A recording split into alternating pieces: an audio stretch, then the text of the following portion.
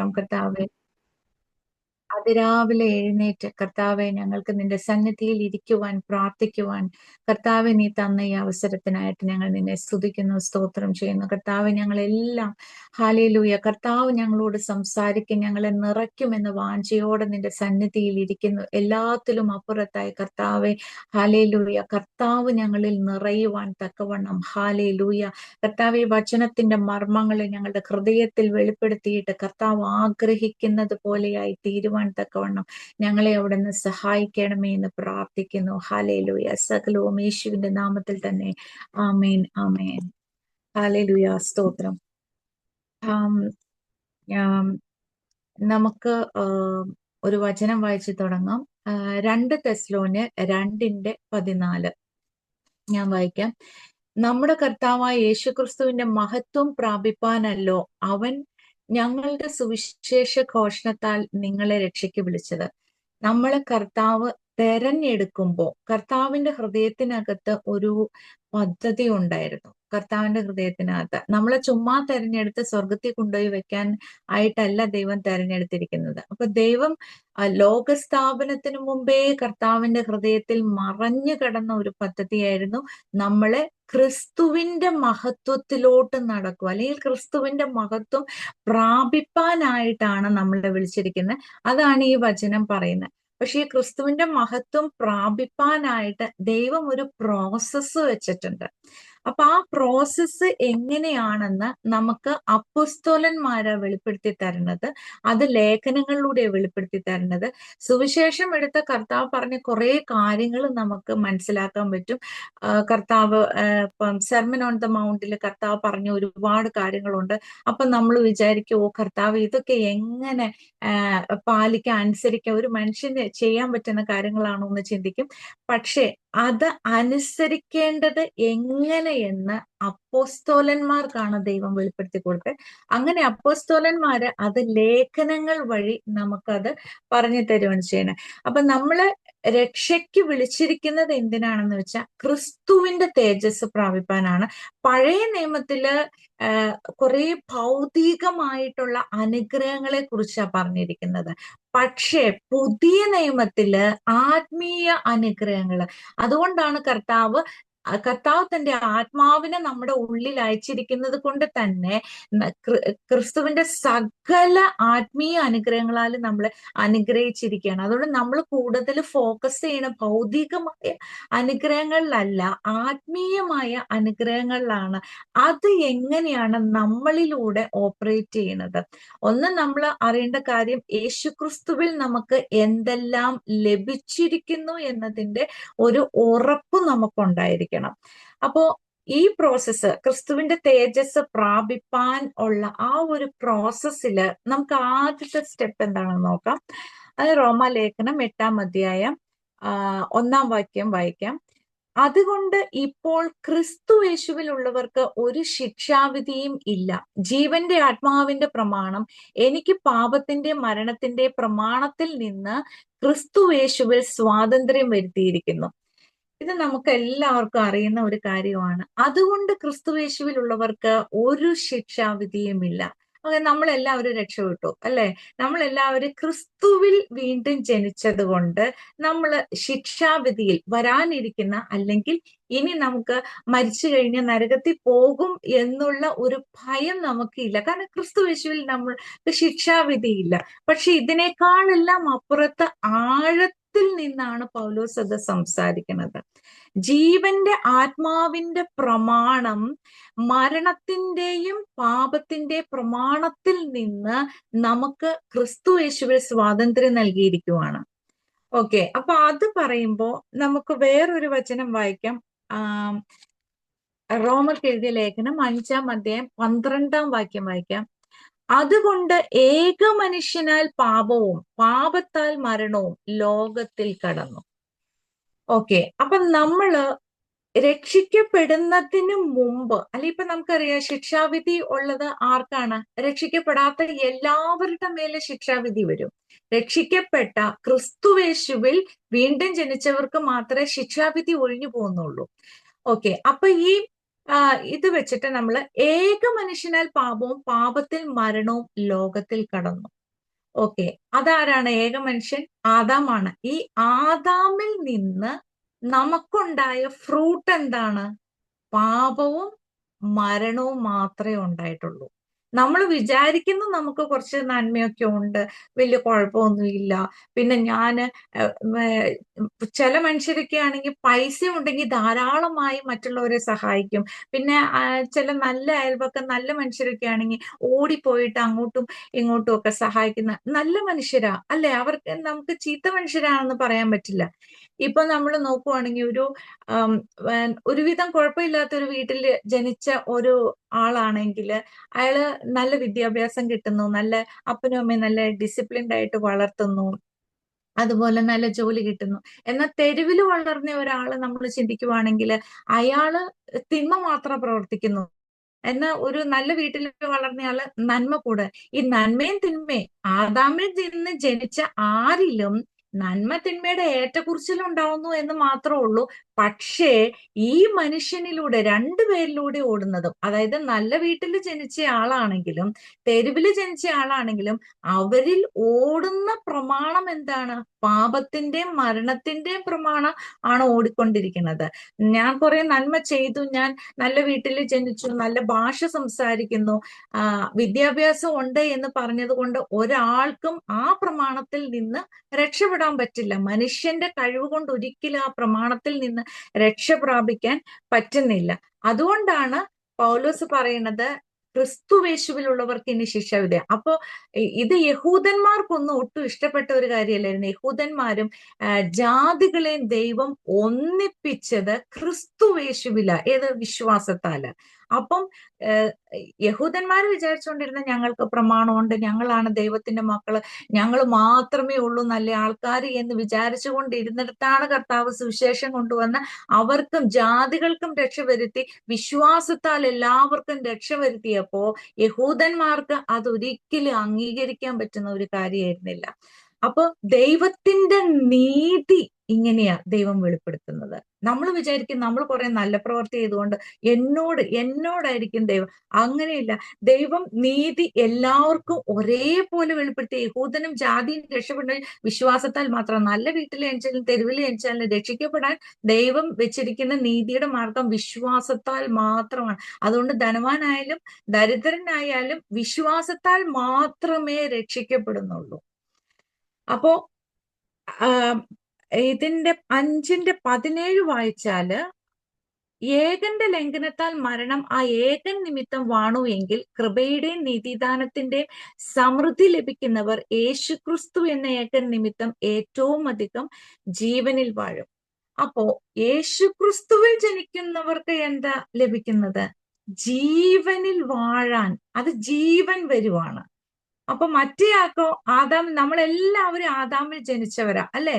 ആദാമിൽ ജനിച്ചപ്പോ ഉണ്ടായ ഫ്രൂട്ട് മരണത്തിന്റെ പാപത്തിന്റെയും ആ ഒരു ഫ്രൂട്ടിലേ പോകുന്നത്. നമുക്ക് തോന്നുന്നില്ലായിരിക്കും അത്രയൊന്നും കുഴപ്പമുണ്ടെന്ന് നമുക്ക് തോന്നിയില്ലായിരിക്കും. നമ്മൾ രക്ഷിക്കപ്പെടുന്നത് വരെ നമ്മുടെ പാപത്തിന്റെ ആഴം നമുക്ക് അറിയാൻ പാടില്ലായിരുന്നു. പക്ഷെ രക്ഷിക്കപ്പെട്ടപ്പോ ആ ക്രിസ്തു യേശു ആരാണെന്നും നമുക്ക് രക്ഷയുടെ ആവശ്യം എന്താണെന്ന് മനസ്സിലായപ്പോഴാണ് നമ്മൾ ഏത് പ്രമാണത്തിലാ പോയിക്കൊണ്ടിരിക്കണേന്ന് മനസ്സിലായത്. പാപത്തിന്റെയും മരണത്തിന്റെയും പ്രമാണത്തില്. പക്ഷെ ക്രിസ്തു യേശുവിൽ വന്നപ്പോഴേക്കും എന്താണ്? ജീവന്റെ പ്രമാണം നമ്മളിലോട്ട് ദൈവം ഇമ്പാർട്ട് ചെയ്തു. അല്ലെങ്കിൽ ക്രിസ്തു യേശു തന്നെ, മഹത്വത്തിന്റെ പ്രത്യാശയായ ക്രിസ്തു തന്നെ നമ്മളുടെ ഉള്ളിൽ വസിക്കുന്നത് കൊണ്ടാണ് നമ്മൾ ശിക്ഷാവിധിയിൽ നിന്ന് രക്ഷപ്പെട്ടിരിക്കുന്നത്. ഓക്കെ, അപ്പം ജീവന്റെ മരണത്തിന്റെ 8:2 ജീവന്റെ ആത്മാവിന്റെയും പ്രമാണം പാപത്തിന്റെ മരണത്തിന്റെ പ്രമാണത്തിൽ നിന്ന് ക്രിസ്തുവേശുവിൽ സ്വാതന്ത്ര്യം വരുത്തിയിരിക്കുന്നു. ഇതിന്റെ ഒരു കുറച്ചും കൂടി ആഴം നമ്മൾ മനസ്സിലാക്കുവാണെങ്കിൽ, ഇപ്പം ഈ ജീവന്റെ ആത്മാവിന്റെ പ്രമാണം എങ്ങനെയാണ് നമ്മളിൽ വർക്ക് ചെയ്യണത്? ഓക്കെ, അത് അറിഞ്ഞാൽ മാത്രമാണ് നമുക്കറിയാം. ഓക്കെ, ഇത് നമ്മൾ കർത്താവിനെ സ്വീകരിച്ച് ജീവന്റെ ആത്മാവ് നമ്മുടെ ഉള്ളിൽ വസിക്കുന്ന ആത്മാവിനാൽ നടത്തപ്പെടുന്ന, ഇതൊക്കെ താഴോട്ട് എഴുതിയിട്ടുണ്ട്. പക്ഷെ ഇതിന്റെ ഒരു വർക്കിംഗ് കറക്റ്റ് ആയിട്ട് എങ്ങനെയാണ് നമ്മൾ മനസ്സിലാക്കണമെങ്കിൽ, ഈ പാപത്തിന്റെ മരണത്തിന്റെ പ്രമാണത്തിൽ ഇരിക്കുമ്പോ നമ്മൾ എങ്ങനെയാ ജീവിച്ചതെന്ന് അറിയുന്നത് നല്ലതാണ്. അതിന് ആ 7-ാം അധ്യായം, റോമർക്ക് എഴുതിയ 7-ാം അധ്യായം 18-ാം വാക്യം വായിക്കുമ്പോ, എന്റെ ജഡത്തിൽ നന്മ വസിക്കുന്നില്ല എന്ന് ഞാൻ അറിയുന്നു. നന്മ ചെയ്യുവാനുള്ള താല്പര്യം എനിക്കുണ്ട്, പ്രവർത്തിക്കുന്നതോ ഇല്ല. നമ്മളൊക്കെ വിചാരിക്കുന്ന എന്താണ്? നമ്മൾ വിചാരിക്കുന്നത് എന്റെ ജഡത്തിൽ നന്മ വസിക്കുന്നില്ല. ഓക്കെ, നമ്മുടെ മനസ്സ് കൊള്ളില്ല. പാപ ഭയങ്കര വൃത്തികെട്ട മനസ്സ്, അല്ലെങ്കിൽ അവളുടെ ഹൃദയം കൊള്ളില്ല. കണ്ടില്ലേ അവരുടെ മനസ്സിലിരിപ്പ് കണ്ടില്ലേ എന്നാ നമ്മളൊക്കെ വിചാരിക്കുന്ന പാപം എവിടെ ഇരിക്കുന്നു എന്നാ? മനസ്സിലിരിക്കുന്നു എന്നല്ലേ നമ്മളെല്ലാം വിചാരിക്കുന്നത്. മനസ്സിലാണോ പാപം ഇരിക്കുന്നത്? ഇവിടെ വചനം പറയണേ എന്താന്ന് നോക്കാം. അതിന്റെ ആം, 23-ാമത്തെ വാക്യം, എങ്കിലും എന്റെ ബുദ്ധിയുടെ പ്രമാണത്തോട് പോരാടുന്ന വേറൊരു പ്രമാണം ഞാൻ എന്റെ അവയവങ്ങളിൽ കാണുന്നു. അപ്പൊ പാപം ഇരിക്കണേ എവിടെയാ ശരിക്കും? നമ്മുടെ ശരീരത്ത്, അവയവങ്ങളിലൂടെയാ പാപം ഓടിക്കൊണ്ടിരിക്കുന്നത്. അതായത് ആദാം ആ ഫ്രൂട്ട് പറിച്ച് തിന്നു കഴിഞ്ഞപ്പോ ഹോർമോൺസ് മൊത്തം ശരീരത്തിലോട്ട് പോയി. അപ്പൊ നമ്മളെ ആദാം എന്ന മനുഷ്യന്, അല്ലെങ്കിൽ ആദാമിൽ നിന്ന് ജനിച്ചവർക്ക് ആകെ പ്രൊഡ്യൂസ് ചെയ്യാൻ പറ്റുന്നത് എന്താണ്? പാപം പ്രൊഡ്യൂസ് ചെയ്യുന്ന ഹോർമോൺസ് മാത്രമേ ഉള്ളൂ. അതുകൊണ്ടാണ് പാപത്തിന്റെ മരണത്തിന്റെ പ്രമാണം നമ്മുടെ അവയവങ്ങളിൽ ഓടിക്കൊണ്ടിരിക്കുക. പക്ഷെ വീണ്ടും ജനിച്ചു കഴിയുമ്പോ എന്താ സംഭവിക്കുന്നത്? വീണ്ടും ജനിച്ചു കഴിയുമ്പോ നമുക്ക് ആത്മാവിന്റെ ജീവന്റെ പ്രമാണം എവിടെ വന്ന് വസിക്കുവാണ്? ആത്മാവിൽ വന്ന് വസിക്കുവാണ്. അപ്പോ ഈ ആത്മാവിൽ നിന്നാണ് ജീവജല നദികൾ ഒഴുകുന്നത്. ഇതാണ് കർത്താവ് കർത്താവ് എന്തിനാ വന്നത്? കർത്താവ് വന്നത് ഞാൻ ജീവൻ നൽകുവാനും അത് സമൃദ്ധിയായിട്ട് ഉണ്ടാകുവാനും മാത്രമേ വന്നിരിക്കുന്നത്. നമ്മൾ ആദാമിൽ നിന്ന് ജനിച്ചപ്പോ നമുക്ക് എന്താ ഉണ്ടായിരുന്നത്? ആകെ പാപം പ്രൊഡ്യൂസ് ചെയ്യുന്ന ഹോർമോൺസ് ആണ് ആ ആപ്പിൾ നിന്ന് കയറിപ്പോയത്. അല്ലെങ്കിൽ ആപ്പിൾ അല്ലെങ്കിൽ ഏതെങ്കിലും ഫ്രൂട്ട് ആവട്ടെ, അത് തിന്നപ്പോ കയറിപ്പോയത് ആകെ എന്താണ്? പാപത്തെ അല്ലെങ്കിൽ മരണത്തെ പ്രൊഡ്യൂസ് ചെയ്യുന്ന ഹോർമോൺസ് മുഴുവൻ ശരീരത്തിലുണ്ട്. പക്ഷേ ആദാമിന്റെ ജീവനില്, അതായത് ബുദ്ധിയില്, സത്യം പറഞ്ഞ ആദാമിന് നന്മ ചെയ്യണമെന്ന് ഭയങ്കര ആഗ്രഹമുണ്ട്. ന്യായപ്രമാണത്തിൽ ആർക്കെങ്കിലും ഒക്കെ കണ്ടിട്ട് ഓക്കെ ഇതൊന്നും ചെയ്യണ്ട, എനിക്ക് തിന്മ ചെയ്ത് നടന്നാൽ മതി എന്ന് ആരെങ്കിലും ചിന്തിക്കുന്നുണ്ടോ? ആരും ചിന്തിക്കുന്നില്ല. എല്ലാവർക്കും മോഷ്ടിക്കരുത്, മോഹിക്കരുത് എന്നൊക്കെ പറയുമ്പോൾ അങ്ങനെ തന്നെ നമുക്ക് അനുസരിക്കണമെന്ന് ആഗ്രഹമുണ്ട്. പക്ഷേ അതനുസരിക്കാൻ തക്കവണ്ണമുള്ള ഒരു ശരീരം നമുക്കില്ല, അല്ലെ? കാരണം ഈ ശരീരത്തിലാണ് പാപത്തിന്റെ റൂട്ടിരിക്കുക. ഇതാണ് പോള് പറയുന്നത്, ഞാൻ ഇച്ഛിക്കാത്തതിനെ ചെയ്യുന്നു എങ്കിലോ അതിനെ പ്രവർത്തിക്കുന്നത് ഞാനല്ല, എന്നിൽ വസിക്കുന്ന പാപം അത്രേ. അപ്പൊ ഈ പ്രമാണം ശരീരത്തിൽ നിന്ന് ഒരു പ്രമാണം ബുദ്ധി കൊണ്ട് ചിന്തിക്കുവാണ്. ഞാൻ പറഞ്ഞല്ലോ, മനസ്സിലാണ് പാപം അല്ലെങ്കിൽ ഹൃദയത്തിലാണ് പാപം എന്ന് നമ്മൾ ചിന്തിക്കുന്നതെങ്കിൽ ശരിക്കും ഹൃദയത്തിലും മനസ്സിലും അല്ല. പാപം ശരീരത്തിന്റെ അവയവങ്ങളിൽ, ഹോർമോൺസ്, അതാണ് ഹോർമോൺസ്. അപ്പൊ അതാണ് നമ്മുടെ ശരീരത്തിൽ ഓടിക്കൊണ്ടിരിക്കുന്നത്. അപ്പൊ പോള് പറയണത് എനിക്ക് നന്മ ചെയ്യണം, എനിക്ക് ഇത് ആദാമ്യ മനുഷ്യരിൽ എല്ലാവർക്കും, നമ്മൾ ജനിക്കുമ്പോ എല്ലാവർക്കും ഉള്ളത് നന്മ ചെയ്യണമെന്ന ആഗ്രഹം. എന്നാ വിചാരിക്കുന്ന നന്മയൊട്ട് ചെയ്യാനും പറ്റുന്നില്ല, വിചാരിക്കാത്ത തിന്മ നമ്മളിൽ നിന്ന് പുറപ്പെട്ടു വരുന്നു. അപ്പൊ ഈ പാപത്തിന്റെ ശക്തി എത്ര വലുതാണെന്ന് ആലോചിച്ച് നോക്കിയേ.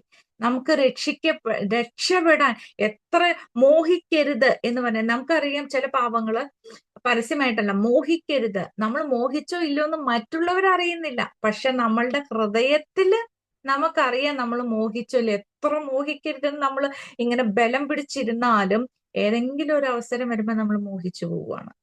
അപ്പൊ ഇതാരുടെ നമുക്ക് ഇതിനെ, ആ ഒരു പാപത്തിന്റെ പ്രമാണത്തെ അല്ലെങ്കിൽ മരണത്തിന്റെ പ്രമാണത്തെ അതിജീവിക്കാനുള്ള ശക്തി ആദാമിൽ നിന്ന് ജനിക്കുന്ന ഒരു മനുഷ്യനും ഇല്ല. അപ്പൊ ദൈവം, അപ്പൊ ഈ അത്യന്ത ശക്തി എത്ര വലുതാണെന്നൊന്ന് ആലോചിച്ച് നോക്കി. 2 കൊരിന്ത്യയിൽ പറയുന്ന ഈ അത്യന്ത ശക്തി ഞങ്ങളുടെ സ്വന്തമല്ല, ദാനമത്രേ, ദൈവത്തിന്റെ ദാനമത്രേ. ഈ അത്യന്ത ശക്തി ഉണ്ടെങ്കിലേ നമുക്ക് പാപത്തിൽ നിന്ന് രക്ഷപ്പെടാൻ പറ്റുള്ളൂ. അപ്പൊ രണ്ട് പ്രമാണം ഇപ്പൊ നമ്മളിൽ ഓടിക്കൊണ്ടിരിക്കുക. ഒന്ന്, നമുക്കറിയാം, ഇതിന്റെ താഴോട്ട് വായിച്ചാല് 8:3 ഭാഗത്തിൽ വായിച്ചാല്, ജഡത്താലുള്ള ബലഹീനത നിമിത്തം ന്യായപ്രമാണത്തിന് കഴിയാത്തതിനെ സാധിപ്പാൻ ദൈവം തന്റെ പുത്രനെ പാപജഡത്തിന്റെ സാദൃശ്യത്തിലും പാപം നിമിത്തം അയച്ചു, പാപത്തിന് ജഡത്തിൽ ശിക്ഷ വിധിച്ചു. ഓക്കെ, കർത്താവ് വന്നപ്പോ, ഈ ഭൂമിയിൽ വന്നപ്പോ പാപത്തിന് കർത്താവിന്റെ ശരീരത്തില് ശിക്ഷ വിധിച്ചു. അത് മാത്രമല്ല, ആ പഴയ മനുഷ്യൻ, മനുഷ്യൻ പാപം മാത്രമുള്ള മനുഷ്യനാണ്, പാപത്തെ മരണത്തെ മാത്രം പ്രസവിക്കാൻ കഴിയുന്ന ഒരു മനുഷ്യനാണ് ആദാമി മനുഷ്യൻ. ആ മനുഷ്യനെ ദൈവം ക്രൂശിച്ച് തള്ളിക്കളഞ്ഞു. പഴയ മനുഷ്യനെയും ക്രൂശിച്ച് തള്ളിയിട്ട് കർത്താവിൽ വിശ്വസിക്കുന്നവര് ഒരു പുതിയ സൃഷ്ടിയായി, അവര് ആത്മാവിനാൽ പുതിയ സൃഷ്ടിയായി മാറി. ഇനി ആ പുതിയ സൃഷ്ടിയിൽ നമ്മൾ ജീവിക്കാനാണ് നമ്മളെ വിളിച്ചിരിക്കുന്നത്. യോഹന്നാന്റെ ലേഖനത്തിൽ പറയാം, അവൻ ഈ ഭൂമിയിലായിരുന്നത് പോലെ നമ്മളെ ആക്കി വെച്ചിരിക്കുവാണ്. അപ്പൊ അങ്ങനെ ജീവിക്കണമെങ്കിൽ എന്തു വേണം? ക്രിസ്തുവിന്റെ ആത്മാവിനാൽ നമ്മൾ നടത്തപ്പെട്ടാൽ മാത്രമാണ് നമുക്ക് അങ്ങനെ ജീവിക്കാൻ പറ്റുള്ളൂ. ഇപ്പം നമ്മൾ പാപത്തെ ദൈവം ശിക്ഷിച്ചു, പിന്നെ പാപത്തിന് ശിക്ഷ വിധിച്ചു, പഴയ മനുഷ്യനെയും തള്ളിക്കളഞ്ഞു. പക്ഷേ നമ്മൾ ഈ പാപ ശരീരത്തിൽ തന്നെയല്ലേ ഇരിക്കുന്നത്? അതിന് വല്ല മാറ്റം വന്നോ? കർത്താവിന്റെ തേജസ്സുള്ള ശരീരം നമ്മൾ പ്രാപിക്കുമെന്ന് നമുക്ക് വാഗ്ദത്വം ഉണ്ട്, അല്ലെ? നമ്മളുടെ ആത്മാവ് രക്ഷിക്കപ്പെട്ടു, പ്രാണൻ രക്ഷിക്കപ്പെട്ടുകൊണ്ടിരിക്കുക. പക്ഷെ ഈ പാപ ശരീരത്തിലാണ് നമ്മൾ ഇപ്പോഴും ഇരിക്കുന്നത്. അതുകൊണ്ട് പാപം ചെയ്യുവാനുള്ള സാധ്യത ഉണ്ട്. നമ്മൾ രക്ഷിക്കപ്പെട്ടെങ്കിലും പാപം ചെയ്യുവാനുള്ള സാധ്യത ഉണ്ട്. അതിന് യോഹന്നാന്റെ ലേഖനത്തിൽ നമുക്കറിയാം, നിങ്ങൾ പാപം ചെയ്തുവെങ്കിലോ നിങ്ങൾക്കൊരു അഡ്വക്കേറ്റ് ദൈവസന്നിധിയിൽ ഉണ്ട് എന്ന് വചനം പറയുന്നുണ്ട്. അതെല്ലാവർക്കും അറിയാവുന്നതുകൊണ്ട് ഞാനിപ്പോ വായിക്കുന്നില്ല. അപ്പോ നമ്മൾ പാപമില്ല എന്ന് പറയുന്നു എങ്കില് ദൈവത്തെ നമ്മൾ അസത്യവാദിയാക്കുന്നു. അപ്പം പാപമില്ല നമുക്ക് പറയാൻ പറ്റില്ല. കാരണം ഈ ശരീരത്തിന്റെ വീണ്ടെടുപ്പ് നടക്കാത്തിടത്തോളം കാലം നമ്മൾ മരണം വരേക്കും പാപത്തോട് മല്ലടിച്ചുകൊണ്ടിരിക്കുവാണ്. പാപത്തോട് നമ്മൾ യുദ്ധമുണ്ട് നമുക്ക്. പക്ഷെ നമ്മൾ സ്വയം നമ്മുടെ ശക്തിയാലല്ല ജയിക്കുന്നത്. അതിനെ ജയിക്കുന്നത് ജീവന്റെ ആത്മാവിന്റെ പ്രമാണമായി യേശുക്രിസ്തു നമ്മുടെ ഉള്ളിൽ വസിക്കുന്നത് കൊണ്ട് അവനിൽ നിന്ന് വരുന്ന ആത്മാവിന്റെ ശക്തിയാലും അവന്റെ ജീവനാലുമാണ് നമ്മൾ ഇതിനെ ജയിക്കുന്നത്, പാപത്തെ ജയിക്കുന്നത്. നമ്മൾ 8:23 വായിച്ചാൽ അറിയാം, ആത്മാവെന്ന ആദ്യദാനം ലഭിച്ചിരിക്കുന്ന നാമം നമ്മുടെ ശരീരത്തിന്റെ വീണ്ടെടുപ്പായ പുത്രത്വത്തിന് കാത്തുകൊണ്ട് ഉള്ളിൽ ഞരങ്ങുന്നു. ഈ പ്രത്യാശയാലല്ലോ നാം രക്ഷിക്കപ്പെട്ടിരിക്കുന്നത്. അപ്പൊ നമ്മുടെ പ്രത്യാശ എന്താ? നമ്മുടെ ആത്മാവ് രക്ഷിക്കപ്പെട്ടു. പക്ഷെ എങ്ങനെയെങ്കിലും ദൈവം ഈ നമ്മുടെ ശരീരത്തില് നമ്മുടെ ജഡ മനുഷ്യൻ അല്ലെങ്കിൽ എങ്ങനെയാണ് ഇരുന്നതെന്ന് അറിയാം. നമുക്കൊരു വചനം വായിക്കാം. ഗലാത്യ ലേഖനം 5:19 വായിക്കാം. ജഡത്തിന്റെ പ്രവർത്തികളോ ദുർനടപ്പ്, അശുദ്ധി, ദുഷ്കാമം, വിഗ്രഹാരാധന, ആഭിചാരം, പക, പിണക്കം, ജാരശങ്ക, ക്രോധം, ശാഠ്യം, ദൊന്നുപക്ഷം, ഭിന്നത, അസൂയ, മദ്യപാനം, വെറിക്കൂത്ത് മുതലായവ എന്നിവ വെളിവാകുന്നു.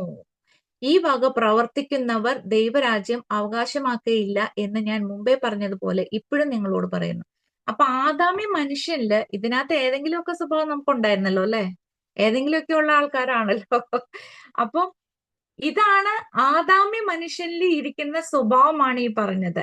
ഈ സ്വഭാവത്തിന് ഏറ്റക്കുറച്ചിലുണ്ട്. ഓരോരുത്തരെ എടുത്തു കഴിഞ്ഞാൽ കുറച്ച് ഏറ്റക്കുറച്ചിലുണ്ടെന്ന് മാത്രമേ ഉള്ളൂ. ചിലരിൽ കുറച്ച് നന്മ കൂടുതൽ വരുന്ന അത് അവര് വളർന്ന സാഹചര്യം, അവര് ജനിച്ച സാഹചര്യം, അവര് പഠിക്കുന്നതൊക്കെ അനുസരിച്ച് കുറെ നന്മകളൊക്കെ ഒഴിച്ചു നിർത്താനും ഒഴിഞ്ഞു പോകാനും സാധ്യതയുണ്ട്. പക്ഷെ ആത്യന്തികമായി നമ്മുടെ റൂട്ട് എന്ന് പറയുന്നത് പാപത്തെയും മരണത്തെയും ഉണ്ടാക്കുന്ന ഒരു പ്രമാണമാണ് നമ്മളിലൂടെ ഓടിക്കൊണ്ടിരിക്കുന്നത്. അപ്പൊ ബുദ്ധിയുടെ പ്രമാണം എന്ന് പറഞ്ഞാൽ ന്യായ പ്രമാണമാണ്. ഈ ന്യായപ്രമാണം അനുസരിച്ച് ജീവിക്കണമെന്നാണ് പോള് പറഞ്ഞു വരുന്നത്. നമുക്ക് എല്ലാവരുടെയും നമ്മുടെ ഉള്ളില് മനസ്സുകൊണ്ട് അല്ലെങ്കിൽ ബുദ്ധി കൊണ്ട് ശരിക്കും പറഞ്ഞാൽ എനിക്ക് ദൈവത്തിന്റെ വചനം അനുസരിച്ച് ജീവിക്കണം. പക്ഷെ അതിന് തക്കവണ്ണം നമ്മുടെ ശരീരം ഇല്ല. നമ്മുടെ ശരീരം ബലഹീനമാണ്. കാരണം ശരീരത്ത് ഉൽപ്പാദിപ്പിക്കുന്ന ഹോർമോൺസ് പാപത്തിന്റെ ഹോർമോൺസ് മാത്രമാണ്. പാപത്തിന്റെ ശക്തി അത്ര വലുതായതുകൊണ്ട് കർത്താവ് നമുക്ക് വേണ്ടി നടത്തിയ വീണ്ടെടുപ്പ് എന്ന് പറയുന്നത് അവന്റെ ജീവന്റെ വില അവൻ കൊടുത്ത് നമ്മളെ വീണ്ടെടുത്തത്. അത്രയും വലിയ നമുക്ക് പാപത്തെ ജയിക്കണമെങ്കിൽ അവന്റെ ആത്മാവിനാലല്ലാതെ അതൊരിക്കലും സാധ്യമാകുകയില്ല.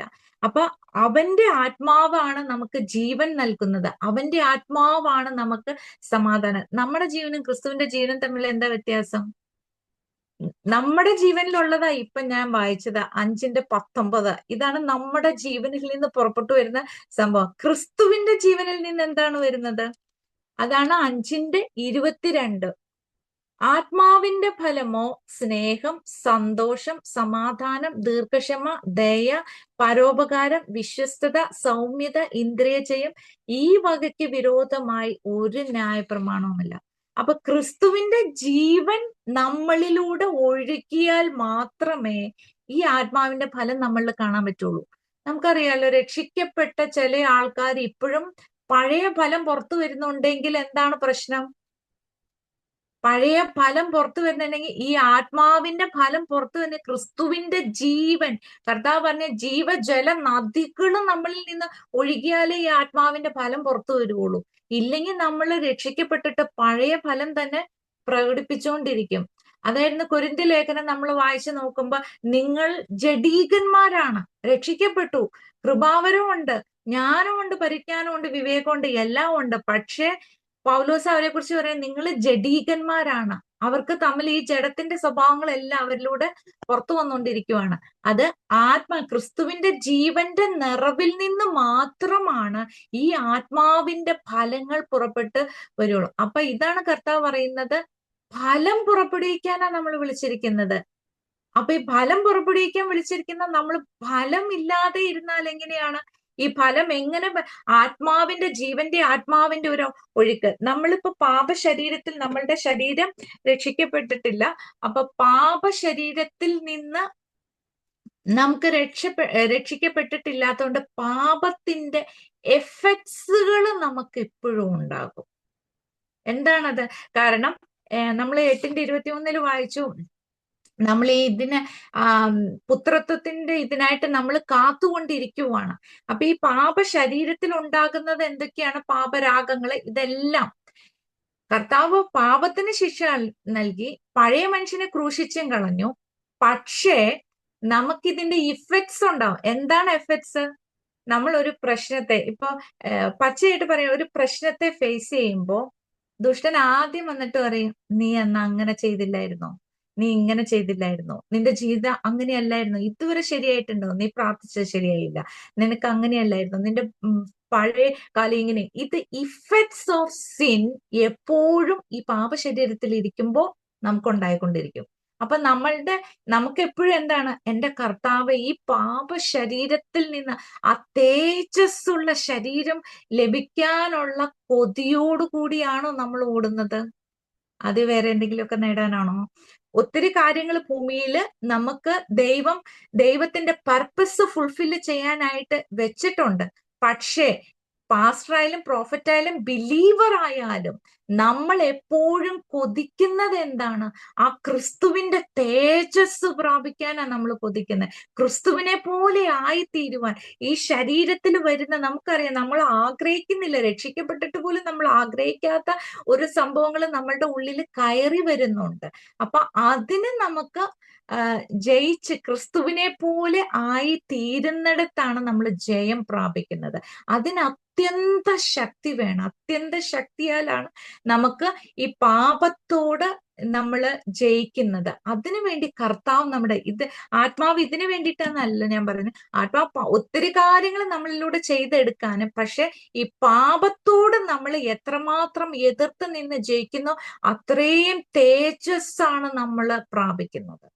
നമ്മൾ അതുകൊണ്ടാണ് പഴയ മനുഷ്യനിലുള്ള എല്ലാം ഉരിഞ്ഞു കളഞ്ഞ് പുതിയ മനുഷ്യനെ ധരിപ്പിൻ. എന്ന് പൗലോസ് പറയുന്നുണ്ട്. അപ്പോ ഈ നമ്മളുടെ ആത്മാവ് രക്ഷിക്കപ്പെട്ടു, ജീവന്റെ ആത്മാവിന്റെ പ്രമാണമായി യേശുക്രിസ്തു നമ്മുടെ ഉള്ളിൽ വസിക്കുകയും ചെയ്യുന്നു. അപ്പോ ആ ആത്മാവിൽ നിന്ന് ജീവജല നദികൾ ഒഴുകണം. പക്ഷെ വേറൊരു പ്രമാണം എന്ത് ചെയ്യുന്നുണ്ട്? ഇഫക്ട്സ് ഓഫ് സിൻ, ഞാൻ പറഞ്ഞ പോലെ ശരീരത്തിൽ നിന്ന് നിനക്ക് പറ്റില്ല, നീ ഇങ്ങനെയൊക്കെ ആയിരിക്കും, നിനക്ക് രക്ഷയില്ല എന്ന് പറയുന്ന ഒരു പ്രമാണം, സത്താന്റെ പ്രമാണം എന്ന് പറയാം. അത് പാപത്തിന്റെ പ്രമാണം നമ്മുടെ ശരീരത്തിൽ നിന്ന് മുകളിലോട്ട് വരും. അപ്പൊ വേറൊരു പ്രമാണം ആത്മാവിൽ നിന്ന് വരുന്നുണ്ട്. ഇങ്ങനെ ബൈബിൾ പറയുന്ന the spirit is always against the flush. ഒരിക്കലും ജഡം ഒരിക്കലും ആത്മാവിനനുസരിച്ച് പോയി. ജഡവും ആത്മാവും തമ്മിൽ എപ്പോഴും വിരുദ്ധമായിരിക്കും. ആത്മാവ് ഒരു കാര്യം പറയും, പക്ഷെ ജഡം പറയും ഓ അത് പറ്റില്ല, അത് പറ്റില്ല എന്ന് പറയും. അപ്പൊ ഇതിങ്ങനെ എപ്പോഴും യുദ്ധത്തിലായിരിക്കും. അപ്പൊ ഈ യുദ്ധത്തെ, ജഡത്തെ ജയിക്കണമെങ്കിൽ എന്ത് വേണം? ആത്മാവിൽ നിന്ന് ജീവജല നദികൾ ഒഴുകിയാൽ മാത്രമാണ് നമുക്ക് ഈ ജഡത്തെ ജയിക്കാൻ പറ്റുള്ളൂ. ഇത് എത്രമാത്രം ഒരാൾ ജയിക്കുന്നോ അത്രമാത്രം ക്രിസ്തുവിന്റെ തേജസ് അയാൾ നിറയെ, ആ തേജസ് ഈ ഭൂമിയിൽ വെളിപ്പെടുത്തുകയും ചെയ്യും. ഇതാണ് ജയകരമായ ക്രിസ്തീയ ജീവിതം എന്ന് പറയുന്നത്.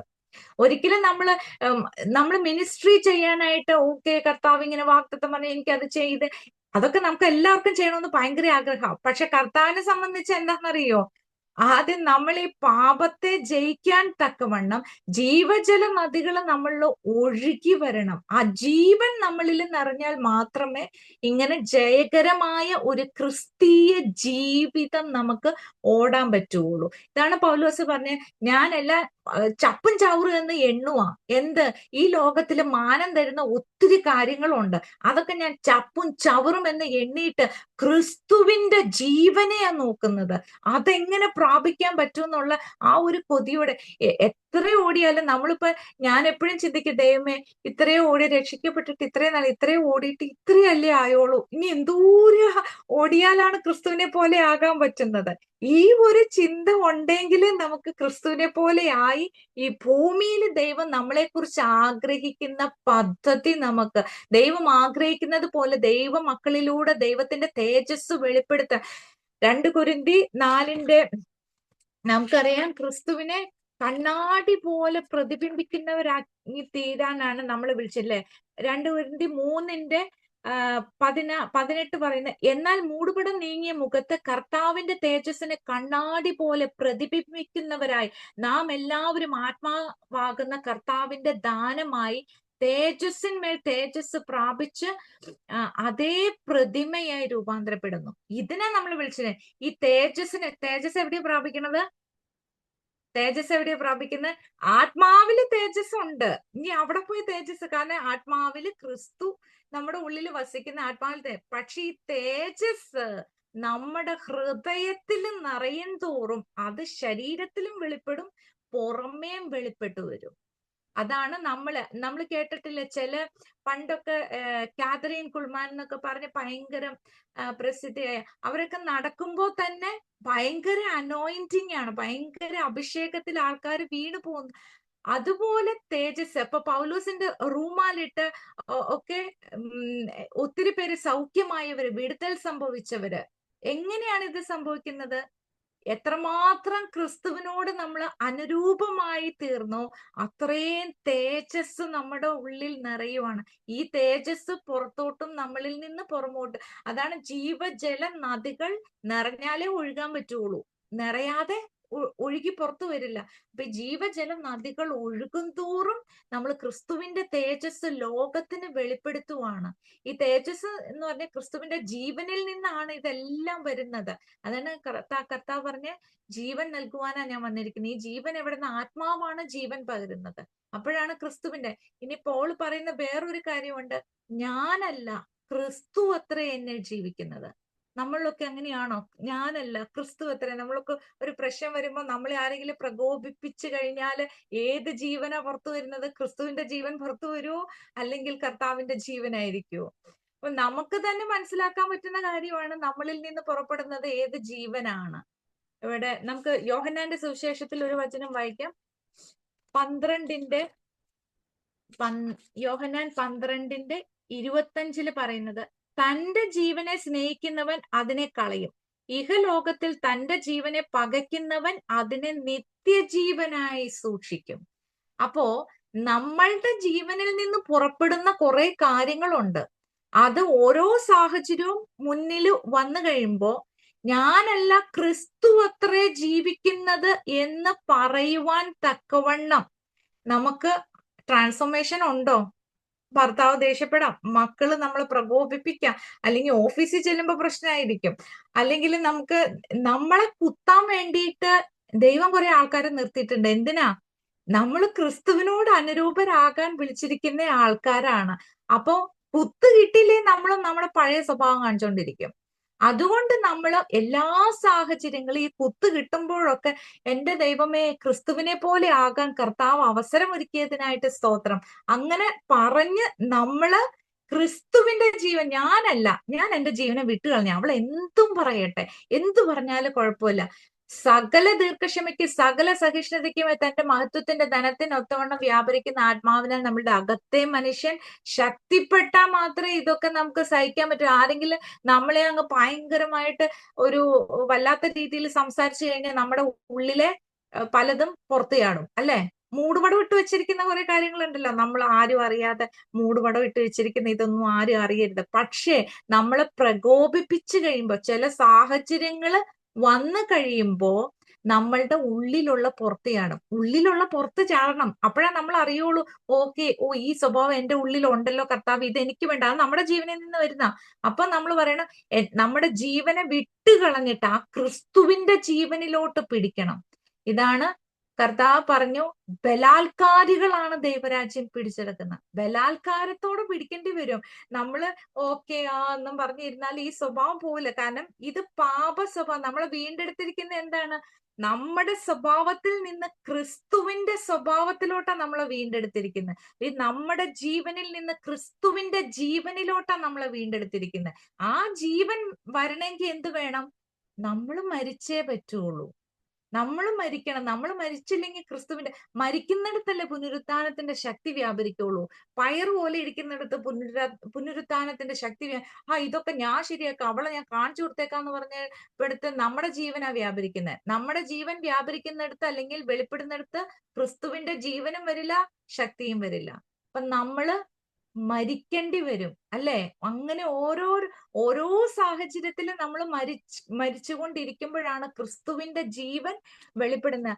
ഗലാത്യ ലേഖനം 2:20 കംപ്ലീറ്റ് ഒന്ന് വായിക്കാം.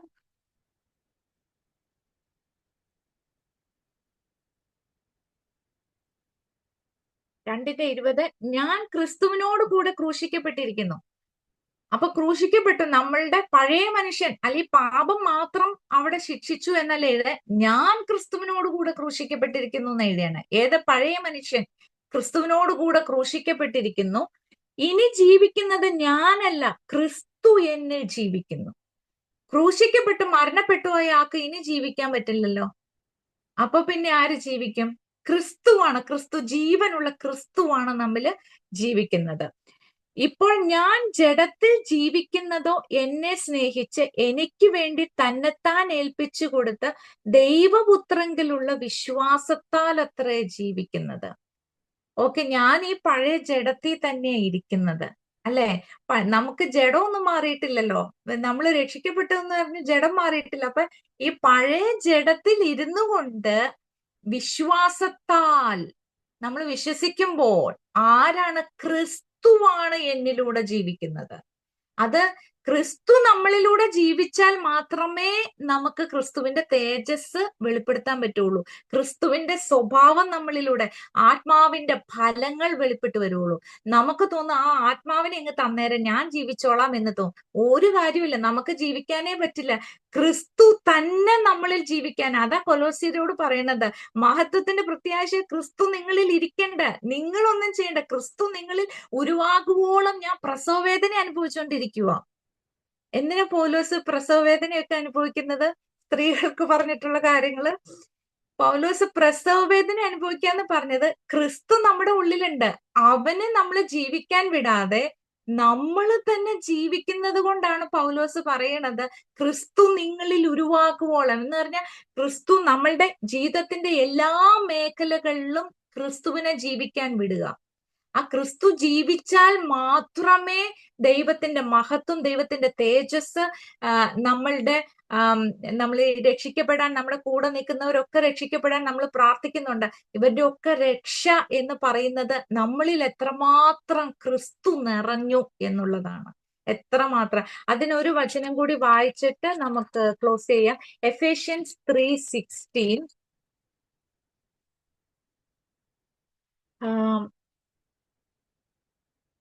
അവൻ തന്റെ മഹത്വത്തിന്റെ ധനത്തിന് ഒത്തവണ്ണം അവന്റെ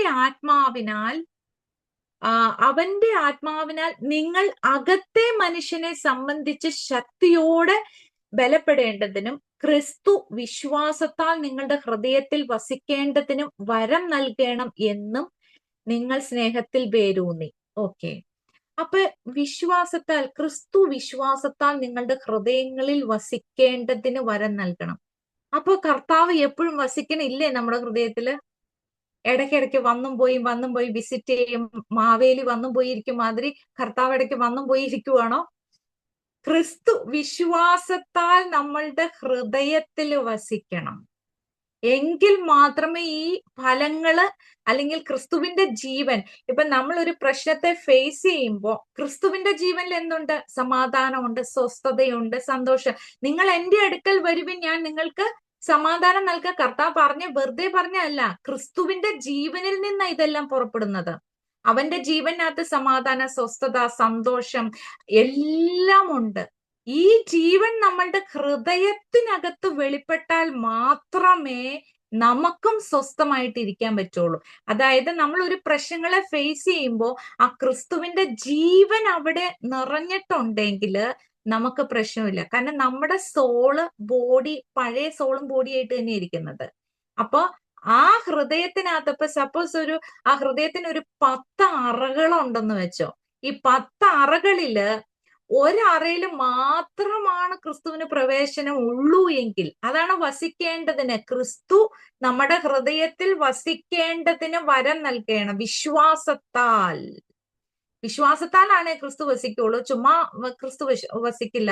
വിശ്വാസത്താൽ വസിക്കണം എന്ന് പറയുമ്പോൾ തന്നെ വിശ്വാസത്താൽ നമ്മൾ പലതും വിട്ടുകളയേണ്ട ആവശ്യം വരും.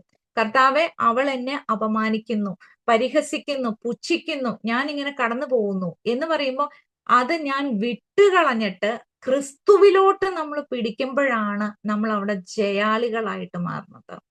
അപ്പൊ അല്ലാതെ നമുക്ക് ഒരിക്കലും അന്നേരം ആ ക്രിസ്തു, ഞാൻ മരിച്ചു കർത്താവ്, ഞാൻ മരിച്ചു, എന്ത് പറഞ്ഞാലും ഓക്കെ ഞാൻ മരിച്ചു എന്ന് പറയുന്നിടത്ത് ക്രിസ്തുവിന്റെ ജീവൻ വെളിപ്പെടും. പക്ഷെ ഈ മരണത്തിന് ഒരു വേദനയുണ്ട്. കളിയാക്കുക, പരിഹസിക്കുക, പുച്ഛിക്കുക, നിന്ദിക്കുക, തള്ളിക്കളയുക, മാറ്റി നിർത്തുക, ഇതൊക്കെ കാണുമ്പോൾ നമുക്ക് ഭയങ്കര വേദനയാ. പക്ഷെ ഈ വേദന, ഇത് ആ ജീവനെ വിട്ടുകളയുമ്പോ, ക്രിസ്തുവിന്റെ ജീവൻ നമ്മളിൽ വന്ന് നിറയുമ്പോ ഈ വേദനയ്ക്കകത്ത് നമ്മളെ വേദനയുടെ ഒരു എഫക്റ്റ് ഇല്ലാതെ വണ്ണം നിൽക്കാനുള്ള ശക്തി നമുക്ക് ദൈവം തരും. അപ്പൊ ഈ ഒരു അതുകൊണ്ടാണ് കർത്താവ് പറഞ്ഞത്, ലോകം തരുന്ന ഒരു സമാധാനമല്ല ഞാൻ നിങ്ങൾക്ക് തരുന്നത്. ആണോ? ലോകം തരുന്ന സമാധാനം എന്താ? നമുക്കറിയാം, ലോകം തരുന്ന ഒരു സമാധാനമുണ്ട്. നമുക്ക് ഭൗതികമായിട്ടുള്ള നന്മകളും പിന്നെ അല്ലാത്ത കുറച്ച് സമൂഹത്തിൽ കിട്ടുന്ന ഒരു സ്ഥാനവും മാനം, ഇതൊക്കെ കിട്ടുമ്പോ ഇതൊക്കെ ലോകത്തിന്റെ നന്മകളാ. ഈ നന്മ കിട്ടുമ്പോ അല്ലെ നമുക്കൊരു സമാധാനം ഇല്ലേ? ഓക്കെ, ഞാൻ കുഴപ്പമില്ലാതെ ഒരു എന്താ പറയണേ, നല്ല സാക്ഷ്യം പ്രാപിച്ച് ജീവിക്കുന്ന ഒരു മനുഷ്യനാണ് എന്ന് നമുക്ക് തന്നെ സ്വയം തോന്നുമ്പോ ഒരു സമാധാനമൊക്കെ ഉണ്ട്. എന്നാൽ ഇതെല്ലാം പൊട്ടിക്കഴിഞ്ഞാല് സമാധാനവും പോകും. ഇതൊക്കെ പൊട്ടിയാലും പോകാത്ത ഒരു സമാധാനമാണ് കർത്താവ് നമ്മൾക്ക് തരുന്നത്. ആ സമാധാനം തരാൻ ആ കർത്താവ് വന്നത്. അവന്റെ ആത്മാവിൽ നിന്ന് വ്യാപരിക്കുന്ന ഒരു സമാധാനമുണ്ട്, അവന്റെ ജീവനിൽ നിന്ന് ഒഴുകുന്നതുണ്ട്. ആ ജീവൻ നമ്മളിൽ വന്ന് ഈ 10 അറകളിലും നിറയുമ്പോഴാണ് നമ്മള് ആ പ്രാണന്റെ വീണ്ടെടുപ്പ് പൂർത്തീകരിക്കുന്നത്. പക്ഷെ ഇതൊരു പ്രോസസ്സാണ്, മരണം വരേക്കുമുള്ള പ്രോസസ്സാണ്. പക്ഷെ നമ്മൾ ഈ ഓരോ അവസരങ്ങൾ വരുമ്പോഴും കർത്താവിന്റെ ജീവൻ നിറയാൻ തക്കവണ്ണം കർത്താവ് അവസരം ഉണ്ടാക്കിയല്ലോ. വേദനയാണ്, നമുക്ക് ആ ഒരു ചലഞ്ചസിലൂടെ പോകുമ്പോ ഭയങ്കര വേദനയാ, വിഷമ, പ്രയാസ. പക്ഷെ ദൈവം അത് ഒരുക്കിയിരിക്കുന്ന എന്തിനാ? അവന്റെ ജീവൻ നമ്മൾ അനുഭവിക്കുവാനും അവന്റെ തേജസ് നമ്മളിൽ നിറയുവാനും. അങ്ങനെ അവൻ തന്നെ നമ്മളിലൂടെ ജീവിക്കുവാണ്. നമ്മളല്ല ജീവിക്കുന്ന, അവനിൽ നമ്മൾ വാഴുക. അവന്റെ ജീവനിൽ നമ്മൾ എത്രയധികം വാഴുമെന്ന ദൈവത്തിന്റെ വചനം പറയുന്നത്. അപ്പൊ ക്രിസ്തുവിന്റെ ജീവനിൽ വാഴുമ്പോഴാണ് നമുക്ക് സമാധാനം ഉണ്ടാകുന്നത്, സ്വസ്ഥത ഉണ്ടാകുന്നത്. നമ്മുടെ ജീവനിൽ ഒന്നുമില്ല. നമ്മുടെ ജീവനിൽ പാപവും മരണം. പിന്നെ നമ്മുടെ ജീവനിൽ താൽക്കാലികമായിട്ട് എന്തെങ്കിലുമൊക്കെ നമ്മുടെ ബുദ്ധി ഉപയോഗിച്ച് നമ്മൾ ഫിക്സ് ചെയ്ത് വെക്കും. ഓക്കെ, അവളെ ഇനി കുറച്ച് നാളത്തേക്ക് ഞാൻ കാണുന്നില്ല, ബ്ലോക്ക് ചെയ്ത് വെച്ചേക്കാന്നൊക്കെ നമ്മൾ വിചാരിക്കും. ഈ ബ്ലോക്ക് ചെയ്യാതെ തന്നെ ഇതിനെ സമാധാനത്തോടെ നേരിടുന്ന വഴിയാണ് ക്രിസ്തുവിന്റെ ജീവൻ. ക്രിസ്തുവിന്റെ ജീവൻ നമ്മളുടെ ഉള്ളിൽ നിറഞ്ഞു വന്നാൽ മാത്രമാണ്. കാരണം അതിന് നമ്മൾ മൈൻഡ് ചെയ്യുന്നില്ല. ക്രിസ്തുവിന്റെ മനസ്സും മനോഭാവവും ഉള്ളവരായി മാറേണ്ടതിന് നമ്മൾ ക്രിസ്തുവിന്റെ ജീവൻ നമ്മൾ പ്രാപിക്കണം. ഇത് പ്രാപിക്കും തോറും പുറത്തും അത് വെളിപ്പെട്ടു വന്നുകൊണ്ടേയിരിക്കും. ഇവളെങ്ങനെ ഇങ്ങനെ നിൽക്കുന്നേ, ഇവൾക്ക് എങ്ങനെ ഇത്രയൊക്കെ അനുഭവിച്ചിട്ട് ഇവൾ എങ്ങനെ സമാധാനമായി, സ്വസ്ഥമായി, സന്തോഷമായി, ജയത്തോടെ അങ്ങനെ നിൽക്കുന്ന ഇതൊരു ഭയങ്കര സാക്ഷ്യമാണ്. നമ്മൾ ഒത്തിരി പേരെ ക്രിസ്തുവിലോട്ട് കൊണ്ടുവരണം. അത് ശരിയാ. പക്ഷെ നമുക്കറിയാലോ, ക്രിസ്തുവിലോട്ട് കൊണ്ടുവന്നവർക്ക് സാക്ഷ്യമില്ലെങ്കിൽ അത് പിന്നെ നമുക്ക് കാര്യമില്ല. കാരണം അവര് പ്രവൃത്തി നോക്കുന്നവരാ, അല്ലെ? നമുക്കറിയാം, ഒത്തിരി പേരും ഒത്തിരി നല്ല പ്രവർത്തികൾ ചെയ്യുന്നുണ്ട്. പക്ഷെ അവരോട് ഒരു ഇച്ചിരിയേറെ സംസാരിച്ചിരുന്ന ഓടിപ്പോകാൻ തോന്നും നമുക്ക്. അതുപോലുള്ളവരുണ്ട്. രക്ഷിക്കപ്പെട്ട എല്ലാ ഭയങ്കര പരിപാടികളാ, പക്ഷെ അടുത്ത് പോയിരുന്നൊന്ന് സംസാരിച്ച് നോക്കിയാൽ മതി, നമുക്ക് ഓടിപ്പോകാൻ തോന്നും. അങ്ങനെയുള്ള ദൈവം അങ്ങനെയല്ല. നമ്മൾ ക്രിസ്തുവിന്റെ സുഗന്ധം പരത്തുന്നവരായി മാറണം. ആ ക്രിസ്തുവിന്റെ സുഗന്ധം പരത്തുന്നവരാണെങ്കിൽ ക്രിസ്തു തന്നെ നമ്മളിൽ ജീവിക്കണം. നമുക്ക് ആദാമ്യ ജീവനിൽ ജീവിക്കാനേ അറിയുള്ളൂ. പക്ഷെ ക്രിസ്തു തന്നെ നമ്മളിൽ ജീവിക്കണമെങ്കിൽ ക്രിസ്തു നമ്മളിൽ നിറയപ്പെടേണ്ടത് ആവശ്യമാണ്. ഇതാണ് പൗലോസ് കൊലോസ്യ ലേഖനത്തിൽ മഹത്വത്തിന്റെ പ്രത്യാശയെ ക്രിസ്തു നിങ്ങളിനി അതും ഇതും ഒന്നും ചെയ്യാനൊന്നും പോവണ്ട. നിങ്ങൾ അത് ചെയ്ത് ഇത് ചെയ്ത് ഇനി അത് ചെയ്യാത്തത് കൊണ്ടാണ്, അങ്ങനെ ഒന്നും ചിന്തിക്കേണ്ട. ക്രിസ്തു തന്നെ, ക്രിസ്തു നിങ്ങളിൽ ഉരുവാകും തോറും പ്രസവവേദന അനുഭവിക്കുക. ഉരുവാകുന്ന ക്രിസ്തു തന്നെ നമ്മളെ നടത്തുക. അതാണ് ആത്മാവിനാൽ നടത്തപ്പെടുക. ആത്മാവിനാൽ നടത്തപ്പെടുമ്പോൾ നമുക്ക് അതിന്റെ ഒരു ഭയങ്കര സന്തോഷം, സമാധാനം ഉണ്ട്. എത്ര വലിയ പ്രശ്നമാണെങ്കിലും നമ്മൾ അതിന്റെ മോളിൽ കയറിയായിരിക്കും നിൽക്കുന്നത്. ഇതാണ് ആത്മാവിനാലുള്ള നടത്തിപ്പ് എന്ന് പറയുന്നത്. ഈ വചനങ്ങളാൽ ദൈവം നമ്മളെ അനുഗ്രഹിക്കട്ടെ. പ്രാർത്ഥിച്ച് ക്ലോസ് ചെയ്യട്ടെ sister. Hallelujah. Praise God, Jesus. Thank you, Lord Father, for this blessed time, oh Lord Father. കർത്താവേ, നിന്റെ വചനം ഞങ്ങളുടെ ഉള്ളിലെ ജീവനായി, സമൃദ്ധിയായി, ജീവനായി വെളിപ്പെട്ടു വരേണ്ടതിനായിട്ട് പ്രാർത്ഥിക്കുന്നു. ഞങ്ങളെ ക്രിസ്തുവിനെ പോലെ ആകുവാൻ, ക്രിസ്തുവിന്റെ തേജസ് പ്രാപിപ്പാനല്ലോ ഞങ്ങളെ വിളിച്ചിരിക്കുന്നത്. കർത്താവേ, ഹാലേലൂയ, ഹാലേലൂയ. ഞങ്ങൾ ഈ കേട്ട വചനം, ഹാലേലൂയ കർത്താവെ, അത് ഞങ്ങളുടെ ഉള്ളിൽ ക്രിയ ചെയ്ത് ഓരോ ദിവസവും കർത്താവെ ഞങ്ങൾക്ക് തന്നിരിക്കുന്നത് ക്രിസ്തുവിനെ പോലെ ആകുവാൻ, ക്രിസ്തുവിനെ വെളിപ്പെടുത്തുവാൻ തക്കവണ്ണമുള്ളതാകിയാൽ ഞങ്ങൾ ദൈവത്തെ സ്തുതിക്കുന്നു, സ്തോത്രം ചെയ്യുന്നു. ഹാലേലൂയ കർത്താവെ, ആ പ്രോസസ്സിൽ ഞങ്ങൾ വീണു പോകുവാനല്ല, തളർന്നു പോകുവാനല്ല, ക്ഷീണിച്ചു പോകുവാനല്ല, ജീവന്റെ ആത്മാവിന്റെ പ്രമാണമായിട്ട് ക്രിസ്തു ഞങ്ങളുടെ ഉള്ളിൽ വസിക്കുന്നതിനായിട്ട് ഞങ്ങൾ ദൈവത്തെ സ്തുതിക്കുന്നു, സ്തോത്രം ചെയ്യുന്നു. Yes Lord Jesus, hallelujah. ഞങ്ങളുടെ ഉള്ളിലുള്ളവൻ ഈ ലോകത്തിലുള്ളവനേക്കാൾ വലിയവനാകൊണ്ട് ഞങ്ങൾ ലോകത്തെയും ജഡത്തെയും ജയിച്ചിരിക്കുന്നു, പിശാചിനെയും ജയിച്ചിരിക്കുന്നു. ഹല ബററ കബലാറധാന. കർത്താവെ, സ്തോത്രം, സ്തോത്രം, സ്തോത്രം. Thank you Lord Jesus father. സകല മാനമഹത്വം അങ്ങേക്ക് മാത്രം, യേശുവിന്റെ നാമത്തിൽ തന്നെ. ആമേൻ.